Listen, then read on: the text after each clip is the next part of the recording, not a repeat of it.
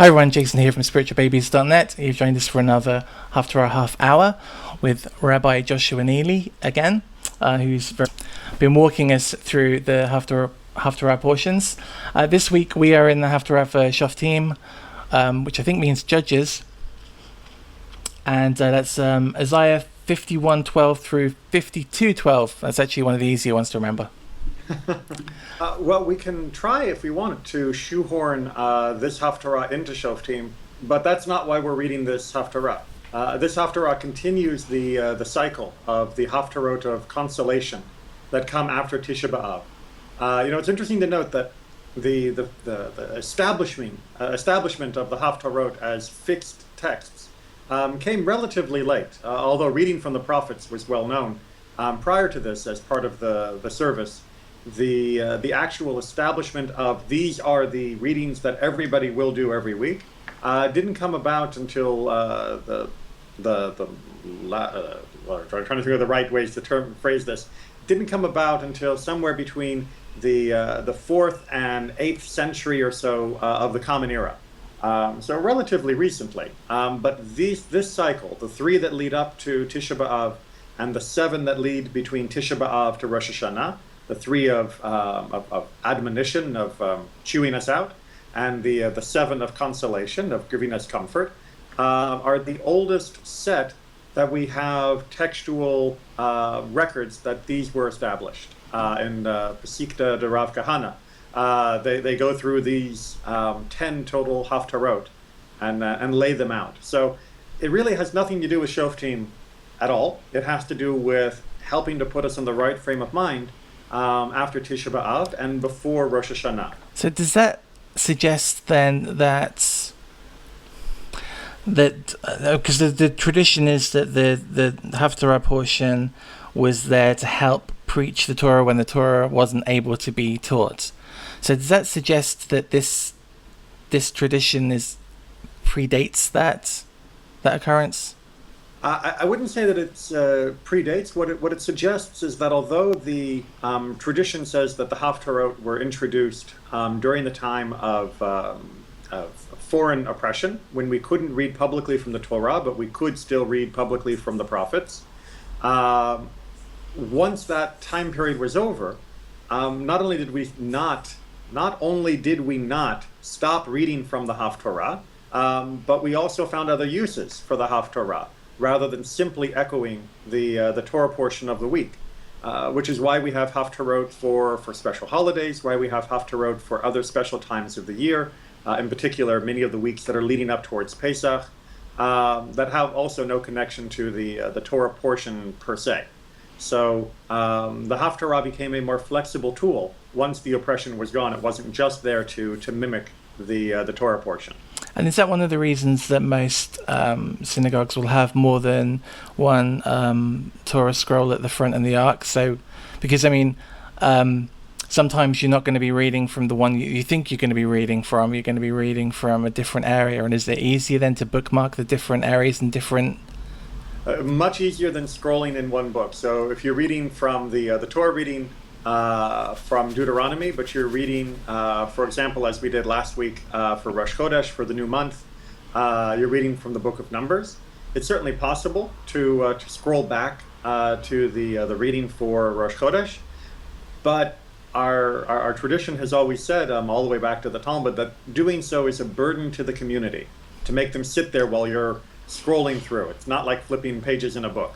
And so having multiple Torah scrolls allows you to set them up in advance so that the reading can handle expeditiously. Believe it or not, even though we have lengthy services by many people's measures, we do everything we can to make the service go smoothly and not be a burden to the attendees. All right, so before we jump in here, can you tell us a little bit about what's happened in this story up until this point before we start reading from 12? Well, this section of Isaiah is part of the overall consolation that is being given to, or I should say, being given in advance to the people that are going to, after Isaiah's time, be carried off into captivity into Babylon. And that's one of the reasons why so many of the Haftarot of consolation come from Isaiah. because he spoke most poignantly to the first generation that would really experience exile. And as Tisha B'Av commemorates many of the later exiles or later tragedies that befell us during exile, his words of comfort are equally appropriate to us. Okay, so Isaiah 51 from 12. I am he who comforts you. What ails you that you fear man who must die, mortals who fare like grass? You have forgotten the Lord your Maker, who stretched out the skies and made firm the earth. You live all day in constant dread because of the rage of an oppressor who was aiming to cut you down. Yet of what account is the rage of an oppressor? So it's is this kind of pointing to the fact that men were more worried about men than they were about their creator, and it was that their fear should have been directed towards God and not towards an enemy? Half right. So you're absolutely right that the people are very worried about the other people, and there's this constant fear that they have been exiled. The Babylonians triumphed over them. The other nations of the world seem more powerful. The wicked seem to triumph, and Isaiah is basically saying, yeah, but God is on your side. So why are you afraid of them? I mean, yes, things aren't great. Yes, things can be terrible. Yes, people die. But ultimately, God is on our side. And God provides you comfort, and God will provide you strength, and God will provide you with redemption. And no army can stop that. No oppressor, no dictator, no despot can prevent God from bringing the redemption that God has promised. So, absolutely, I understand why you're not feeling so good. But also, on the other hand, I don't understand why you're not feeling so good, because this is all temporary. It's like when people get upset, if you see a spider, right? It's like, okay, yeah, I understand. It's creepy, it's crawly, it looks bad. But you are 5,000 times bigger than it, and you have a shoe. I understand the reaction, but it is not a rational concern, because reason tells you that you are the giant in this situation, even if you momentarily didn't feel that way. And that fear, that underlying insecurity, both in ourselves as well as in God, is what Isaiah is going to be dwelling on for most of this Haftarah, and saying that is now the biggest barrier. That the biggest barrier is not the enemy. The biggest barrier is our own despair and depression. So it's not teaching us to be more afraid of God, it's teaching us to trust more in God. I know, so there's no direct link between this and the Torah portion, but I know that the Shoftim does mention the part that says that when you go into the land of the war, your priest should go ahead and say that you mustn't fear because God's fighting for you. And I guess that's kind of what we've got there. Same author, we shouldn't be surprised to have a similar message. So when I read this first line in 14, I instantly thought of Genesis 4:7, where the sin is crouching at the door, but I figure it's not the same thing at all. Well, I mean, it is the idea of being bent down here, but not of sin crouching, but of a person being bent. That is, it's a symbol of being oppressed or crushed. So you might use the term lowly in English. So one that is lowly will be raised up. The one that is bound or captive will be set free. I like that. Lowly. Yeah, it's nice. I like it more than crouching. Crouching doesn't really. I don't think it reflects very well. Of course, that it's to be opened. It's lehipateach is the phrase that's being used here for the release.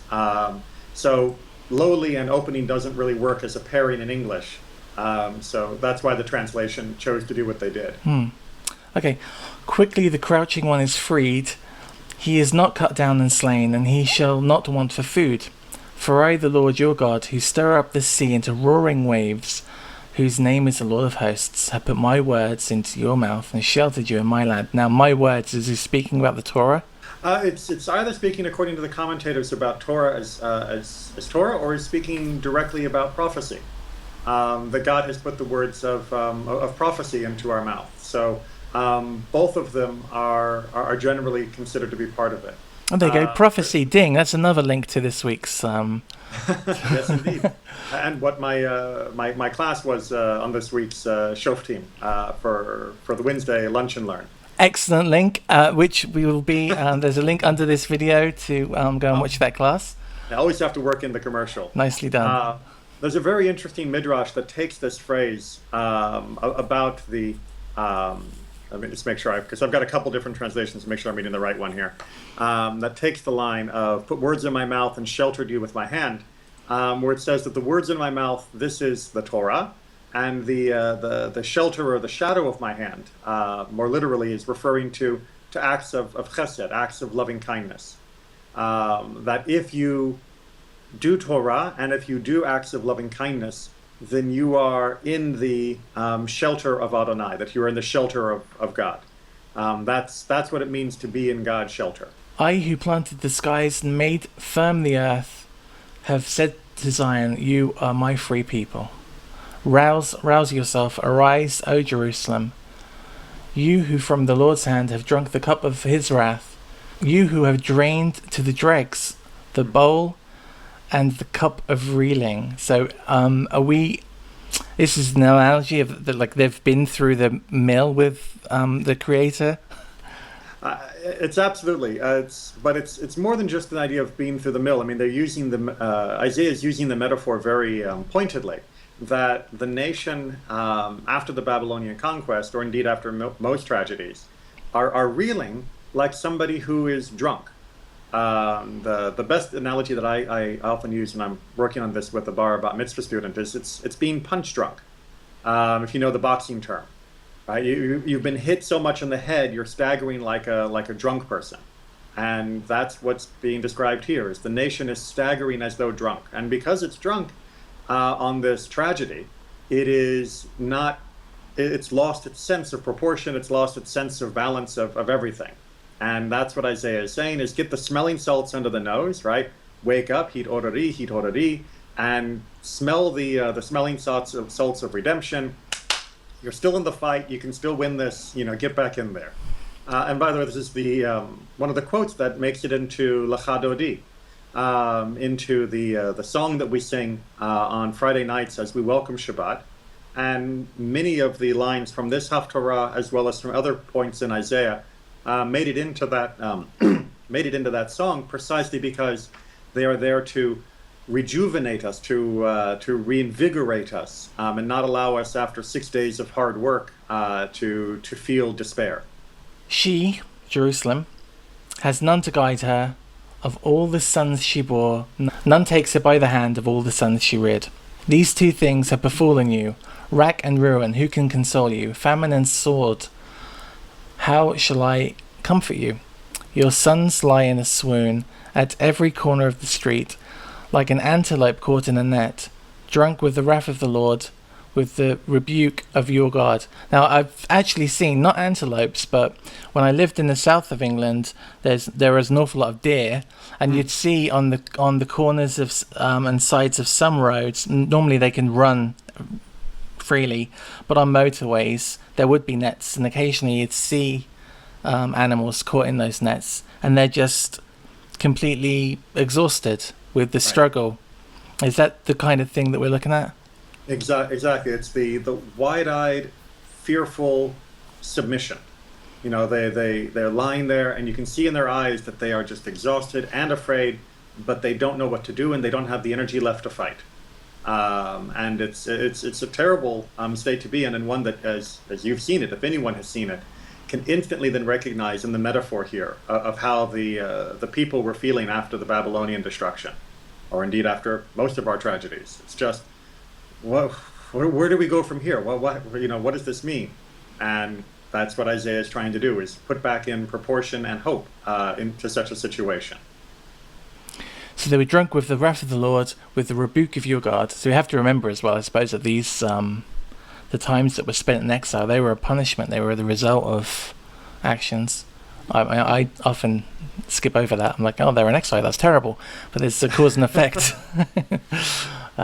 Okay. Therefore, listen to this, unhappy one, who are drunk but not with wine. Thus says the Lord your God who champions his people. Herewith I take from your hand the cup of reeling, the bowl, the cup of my wrath. You shall never drink it again. I will put it into the hands of your tormentors, who have commanded you, get down that we may walk over you, so that you made your back like the ground, like a street for passers-by. So the tables are going to turn, and the aggressors of Jerusalem and of Israel, I guess, are going to get what's coming to them. Correct. Now, it's important to point out here, because there's a theological question that often comes up here, which is, if God prophesied the coming of oppressors and exile, then can we really blame the oppressors for the exile? Why should they be punished for just doing what God had prophesied as punishment for us? Isn't it God who arranged all this? And as is pointed out in numerous sources, but I'll recommend in particular Rambam's Shmona Prakim, his 8 chapters, which talk about many important ethical points. But he devotes, I believe it's in the last chapter, he talks about this notion where he says, just because God has foretold that there would be an oppressor, he uses the example of Egypt, doesn't mean Egypt had to allow itself to be the one to be that oppressor. That there is still free will among those that have been designated as an instrument to choose whether or not they are willing to act that part. It's sort of like the school play. You go and you try out because you want to be the hero, and if the drama teacher casts you as the villain, you can decline the part and say, you know what, actually, I don't want to play the villain. I'm not happy with that. So thank you very much, but you'll have to find yourself another villain. And as Rambam points out, if everybody turned down the part of being a villain, then the warning would have gone unfulfilled, and that would have been okay. God would not have been angry that people had chosen not to be oppressors.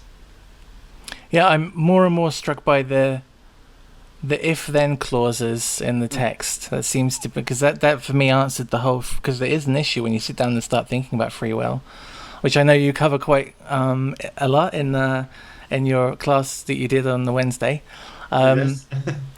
The if-then clause makes it a lot easier to get through those passages, because like you said, you've got Abraham hearing that there's going to be this big exile, and then when you get to Egypt, you're like, well, is it really fair that they get punished for, like you said, doing what they were destined to do?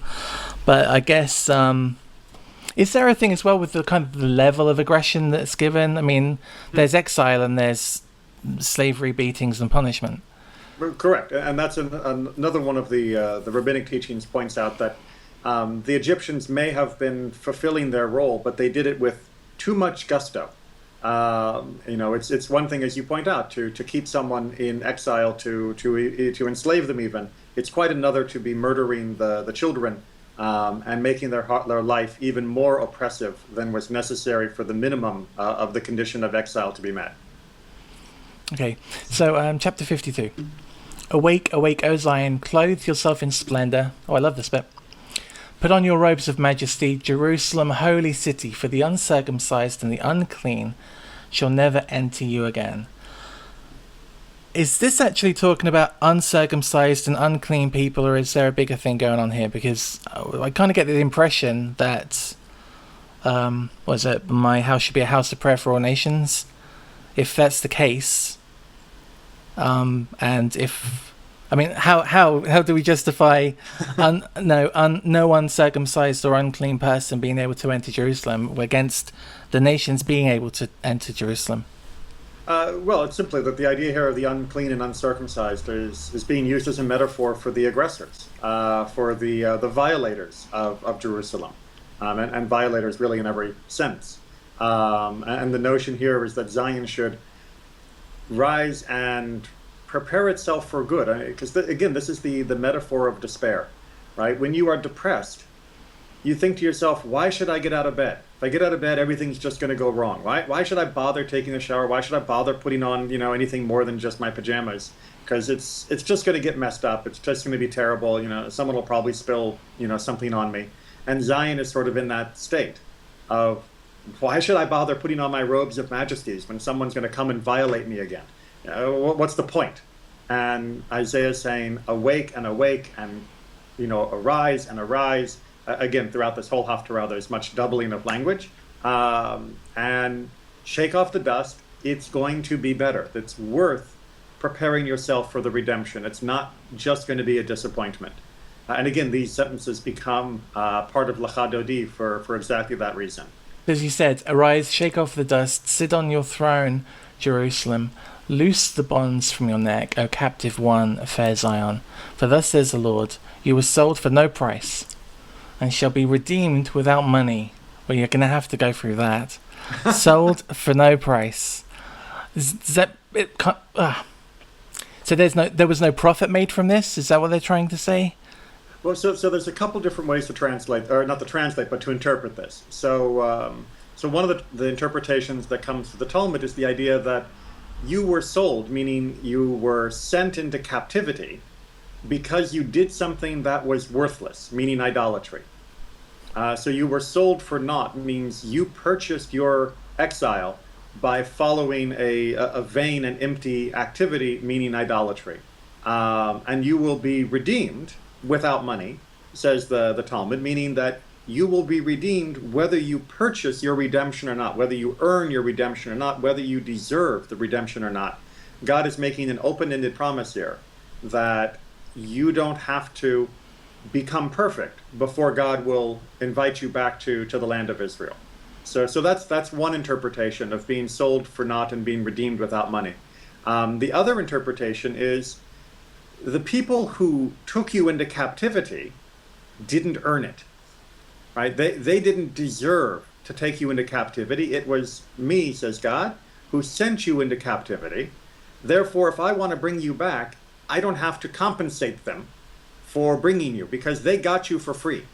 They didn't earn you, and therefore I can take them from you for free without money. And that means that the transaction of sending Israel into exile can be nullified at any point.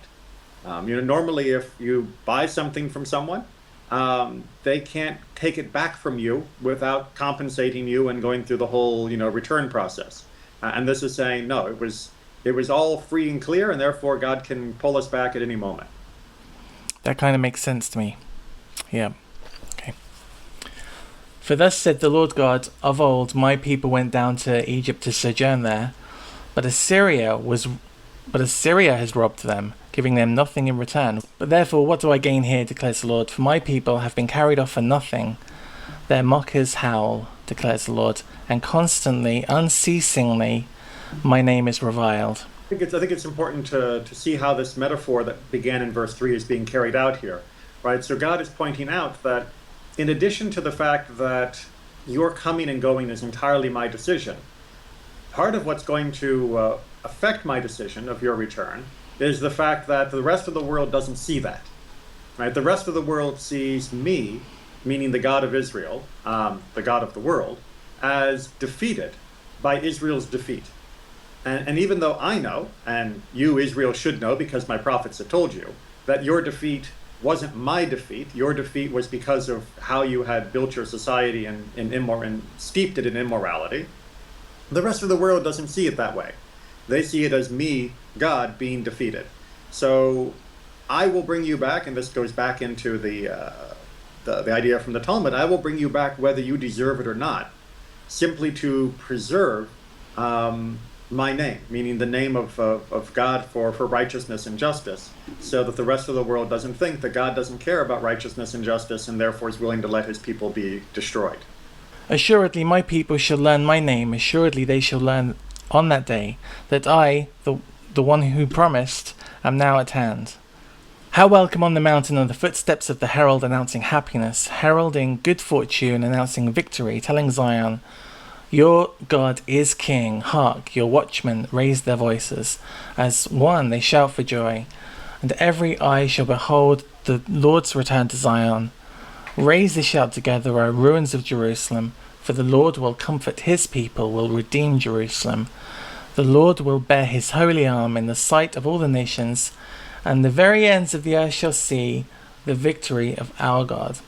Now, when this is taught today, is this a prophecy that people believe were fulfilled when Israel came out of the Exodus, of the exile, or is this looked at as a messianic prophecy? Yes. Excellent. I knew that was coming. You can tell it coming right there, yes.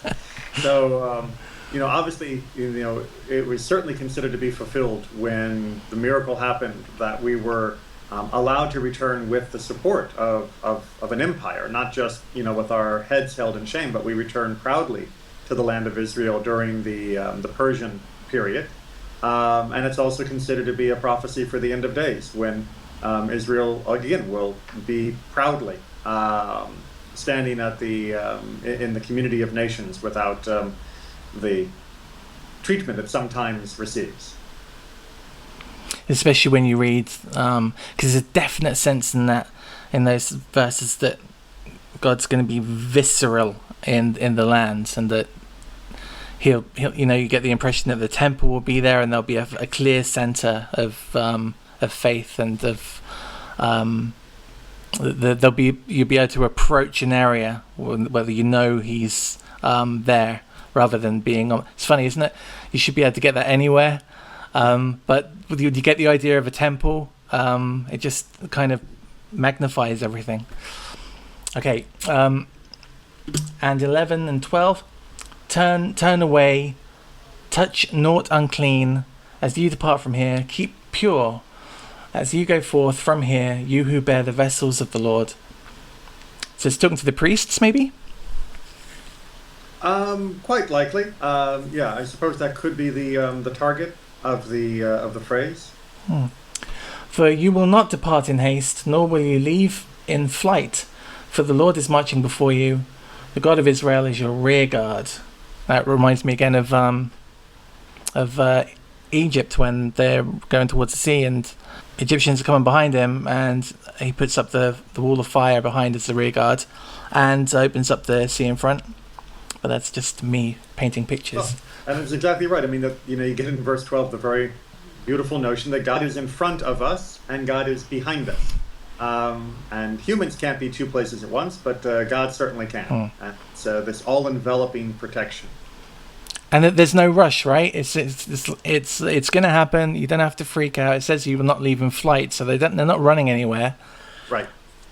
Again, it's this notion of returning in strength and happiness, not just slinking back to the land. Well, there's one other midrash that goes really well with this, and that's the idea that although throughout Isaiah and many of the other prophets, God is really, really angry with Israel and lays down the law, and we certainly saw that in the 3 Haftarot that led up towards Tisha B'Av. Never think that God doesn't care. And there's a great midrash about a mother and a daughter, and the mother and daughter are quarreling all the time, fighting, cats and dogs. But eventually they decide to separate. So the mother goes to the upstairs of the house, and the daughter stays in the downstairs of the house. But when the daughter is ready to give birth and is going through the pangs of labor, the mother upstairs is crying out with her as she goes through this travail. And the people in the house say to the mother, well, why are you crying? That's the daughter that you're always fighting with. And she says, well, just because I fight with her doesn't mean I don't love her, and doesn't mean that her pain isn't also my pain. So it's too easy for people to think that the quarrelsomeness between Israel and God is an end to the relationship. But the quarrelsomeness is because of the relationship. You don't fight with someone you don't love. You simply avoid them and move away. And this is a constant reminder, beautifully I think in Isaiah here, that God still cares about us despite what happened between us. Or, like I said, more specifically, because it is between us, God cares. There's one more point that I don't know whether you're interested in mentioning, because I know that many people make much out of chapter 53. And the very next verse in chapter 52, the one that isn't part of this Haftarah, goes on to say, behold, my servant shall prosper. He shall be exalted and lifted up and be very high. Well, if that's the usage of the word servant, clearly in this chapter referring to Israel as a whole, it's always surprising that people interpret chapter 53 to be a very different servant.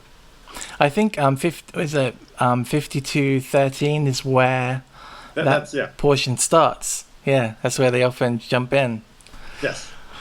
But it's following on very much from this whole section of Israel's travails and Israel's redemption. And it seems clearly from context that the servant is referring to the people that have been mentioned throughout the beginning of 52 as well as chapter 51. I see. Well, there you go. Context, that's the issue. Yeah, and you never want to muddy the waters by having context. That's right. Well, that's brilliant. Thank you very much. So my pleasure. So that was this week's program, everybody. Make sure you tune in next week, and make sure that you have a look under this video, and you'll see links to Rabbi Neely's channel. And on there, you'll be able to find all of his Torah classes and loads of extra stuff as well. It's very good. So thanks for joining us, Rabbi Neely. It's really a pleasure to go through these with you. For organizing and hosting all of this and being such a good study partner. And we'll see you guys next week. Bye-bye. Bye.